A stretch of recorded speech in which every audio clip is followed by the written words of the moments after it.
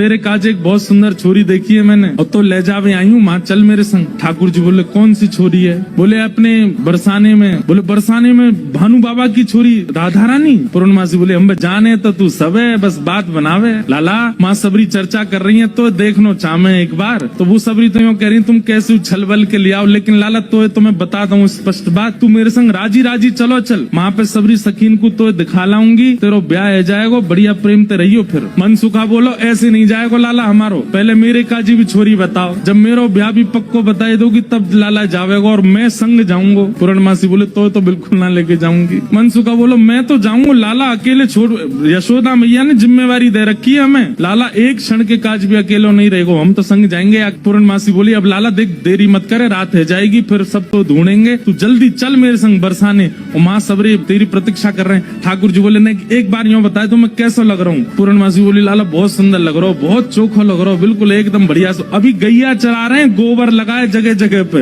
लेकिन फिर पूर्णमासी कह बहुत बढ़िया लग रहा हो लाला, ऐसी चलो चल। मनसुखा बोलो हम बता दे हम कैसे लग रहे हैं? तू तो ऐसा लग रहा हो कोई बंदर नहा के आयो हो, बाकी सबरे बाल चिपक जाए। मनसुखा बोलो तुम मुझे ज्यादा ना बोल रही, यूँ ना पता कि लाला अगर मैं इशारों कर दूंगा तो जावे को नहीं बरसाने की ओर। पूर्णमासी बोली तू कर दे इशारों एक बार याकू।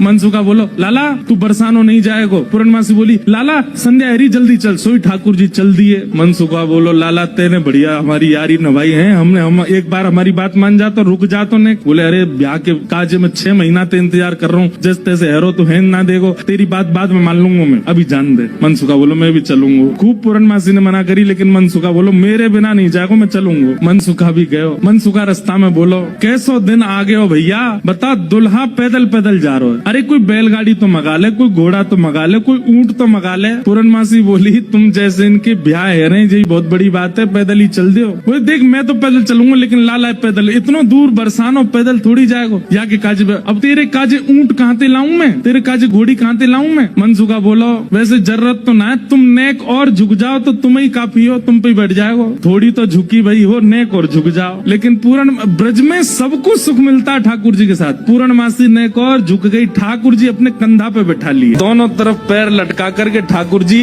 मुंह दिखाई करवे जा रहे हैं, अपना ही मुंह दिखावे जा रहे हैं। पूर्णमासी करी लाला पहली बार आयो बरसाने? ठाकुर जी कह रहे हैं हाँ पहली बार आयो हूँ। बोले हाँ प्रत्यक्ष रूप में तो पहली बार लाला आयो है, वैसे तो जन कितनी बार आ चुको। खुद ही कंधा पे बैठे बैठे रास्ता बता रहे, आगे ते बाएं मुड़ जाइयो, यहाँ ते दाएं मुड़ जाइयो, यहाँ ते सीधे चलियो, वही है। अच्छा पहली बार आयो तू? ठाकुर जी बोले ना आ चुका हूँ, लेकिन स्वप्न में आयो, स्वप्न में देखो मैंने बरसानो। लेकिन जैसे ही ठाकुर जी पहुँचे बरसाने, हर घर में मानो जैसे आनंद की अपने आप लहर छाने लगी, चंदन की सुगंधी आने लगी, शीतल वायु सबके अंग को स्पर्श करके आह्लाद प्रकट करने लगी। जिस रूप माधुरी का दर्शन आज तक नंदगांव गोकुल की गोपियां करती थी, आज उस रूप माधुरी का दर्शन बरसाने की गोपियां कर रही हैं। हर घर में गोपियां अपनी अटारियों पर खिड़कियों पर आकर के खड़ी हो गई हैं, श्याम सुंदर की मनोहर झांकी को देख रही हैं। पूर्णमासी जैसे ठाकुर जी को लेकर के कीर्ति भवन में पहुंची है, आहा सामने से कीर्ति मैया ने पहली बार लाला को देखो है, क्या रूप झांकी, क्या ठाकुर जी के सुंदर नेत्र, क्या ठाकुर जी की छवि। कीर्ति मैया को इतने भागे, मन तो हुआ कि अभी गोद से उतारूं, अभी भामर पड़वा के ब्याह कर दूं लाली को। पहुंचते ही स्वागत ही ऐसा कि अच्छा तुझे ही है, वो काले कलूटे ठाकुर जी की रूप माधुरी पर ही आक्षेप करने लगी सब। ठाकुर जी को बैठा करके सब सखियां घेर करके बैठी हैं और अब आपस में चर्चा करनी है। बीच में मनसुखा भी बैठा है। सखियां आकर के बोली मैया जमाई तो आयो संग में, मुंह दिखाई करवावे आयो संग में, पर ये अपने गांव ते बंदरन ने काई कुली आयो संग में। मनसुखा बोला हम बंदर ना है, हम लाला के सखा हैं, हमारे कहे बिना कछु ना करे लाला, हम कहें तो उठे, हम कहें तो बैठे, हम कहें तो चले, हम कहें तो सोवे, हम कहें तो खावे। धीरे से देख रहे हैं ठाकुर जी, अब की मान जाइयो अगर कछु कहें तो, पिछली बार तो चल दियो। सब सखियां ठाकुर जी को कोई कान पकड़ के देख रही है, मैया कान तो ठीक है यहाँ के, नाक पकड़ के देख रही, मैया नाक ठीक है या की, आंखन में घूर घूर के देख रही, बोले मैया आंख ठीक है या की, मुखमंडल देख रही है, हाथ देख रही है, पाम देख रही है, चलवा के देख रही है। सब गोपी करी मैया चाल तो बढ़िया, लेकिन नेक ऐसी लगे जनानी सी, जनानी समझे, ऐसा लगे नेक नेक कोई छोरी चल रही है का। अरे ना है लाला हमारो जब गैया चरावे जावे तब देखो बिल्कुल ऐसी मर्दानी सी चाल चले, ऐसा मत कहो। सब ठाकुर जी को घेर करके विविध प्रकार की बातें कर रही हैं। एक गोपी बोली लाला तुम बाकी सब चीजन में तो ठीक हो, लेकिन फिर चोरी काय को करो। ठाकुर जी बोले हम चोरी ना करें, ये सबरे ब्रजवासी मक्खन निकालें, दूध घी दही सब इकट्ठो करें और कंस को जाकर के दया में, तो कंस के यहाँ जावे से रोकें, वहाँ हमारे चोरी करें। और मक्खन की चोरी, दूध की चोरी, दही की कोई चोरी है? चोरी तो आभूषण की होयो करे। तभी एक गोपी बोली हमने तो ये भी सुनी है कि तुमने किशोरी जी की मुंदरी चुरा ली एक बार। ठाकुर जी बोले अरे ये तुम्हारे घर पे जो मलाई दूध आदि सब खाए ना, ये गोपीन के घर पे चोरी नहीं भैया, उनके जब तब को फल मिला उन्हें कि मैं उनके यहाँ चोरी करवे आया हूँ। मैं तो यहाँ ब्रज में जन्मा हूँ। मुंदरी जो हमने चुराई वो तेरे पति की नहीं, तो तू मत बोला हम ते कि कौन की चुराई कौन की नहीं चुराई, हम दोनों एक हैं। तुम कहा जानोगी यह बात? अरे तू हमसे का पूछ रही है? ये श्यामाजू तो नित्य हमारी है, ये सदीनते हमारी है, इनके संबंध में इतनी जांच पड़ताल और पूछ तूछ तुम कर रही हो, अरे ये तो सदाते हमारी है, या मैं पूछवे की कहा बात है? सब सखी बोली हे कीर्ति मैया, जमाई तुम्हारो सर्वगुण संपन्न है, बोलवे में हूँ आगे, उछलवे में हूँ आगे, चोरी में हूँ आगे, सब चीजन में निपुण है। इतनी देर से बात बना रहे, कभी मनसुखा कचू के, कभी गोपी सब कचू के हैं। सब गोपियां बोली भैया देखो ये मेल बन नहीं रहे हो ब्याह को। बोले क्यों ना बनो? बोले बात यहीं आके अटक रही है कि लाला तुम्हारो कारो है, हमारी किशोरी जी गोरी है। अब ये सबरी ज्यादा ही कारो कारो करन लगी,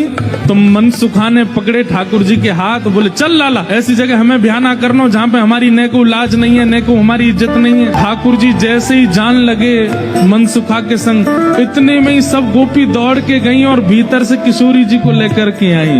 आहा, अब यहाँ मनसुखा ठाकुर जी को खींच रहा, ठाकुर जी स्तब्ध खड़े, क्यों? सामने से किशोरी जी आ रही। सब गोपियों में और मनसुखा में आपस में चर्चा होने लगी।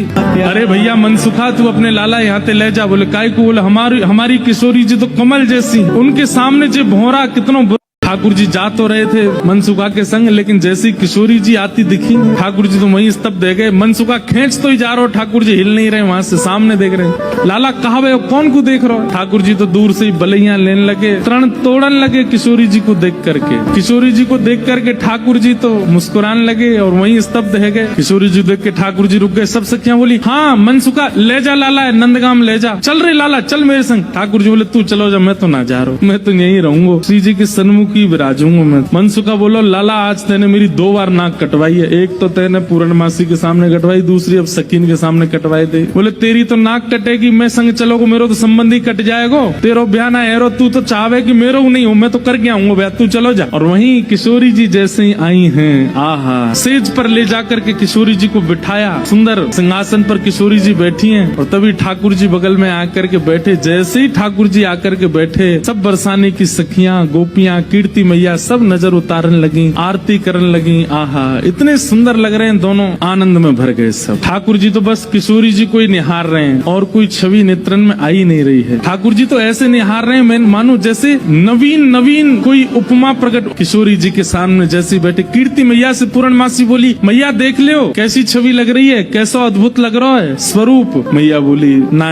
मैं तो मनी वैसे ही चिंता कर रही, वास्तव में ऐसा लग रहा हो कि जैसे मानो हमारी लाली और ये लाला दोनों एक दूजे के काजे ही बने हैं, दोनों की छवि एक दूजे के काजे ही प्रकट भई है। आहा, ठाकुर जी के बगल में बैठते किशोरी जी कैसी लग रही है, मानो जैसे किशोरी जी तो कोई स्वर्ण की अंगूठी है और वह स्वर्ण की अंगूठी में नील मणि श्री कृष्ण लगे हुए। दर्शन करके सब सखियां, सब बरसाने की गोपियां निहाल हो गई। सब कहने लगी मैया अब तो तुम मुहूर्त मत न करवाओ, अब तो तुम कोई की प्रतीक्षा मत करो, ब्याह कर ही दो, आज लाला सही हाथ पड़ गयो आगे। कीर्ति मैया मनी मन विचार कर रही, बोले विवाह तो मन में तो है ही चुको है, मन में तो सबके भामर पड़ गई है ठाकुर जी की और किशोरी जी की। ठाकुर जी से सब लोग बोलने लगे, बोले देखो रूप में सुंदर है वे ते काम नहीं बनेगो, हमारी श्री जी के समान गुण है कि नहीं तुम्हारे अंदर। मनसुखा बोले देख लो जो कहोगे हमारो लाला करके दिखाई देगो, सब करबे में निपुण है हमारो लाला। मनसुखा कहने लगा लाला वंशी बजाए के दिखा दे इन लोगन। ठाकुर जी ने जैसे ही वेणुनाद अपने अधर पर धारण करी, वंशी अपनी कोमल उंगलियों से उसके चित्रों को आच्छादित करते हुए जैसे ही प्राण पिरोए वंशी में, आधे से ज्यादा जितनी सखियां वहां खड़ी थी सबको मूर्छा जैसी आने लग गई। जिन जिन पर किशोरी जी की दृष्टि पड़ रही थी केवल वो बची, बाकी सब तो जैसे मूर्छित होने लगी।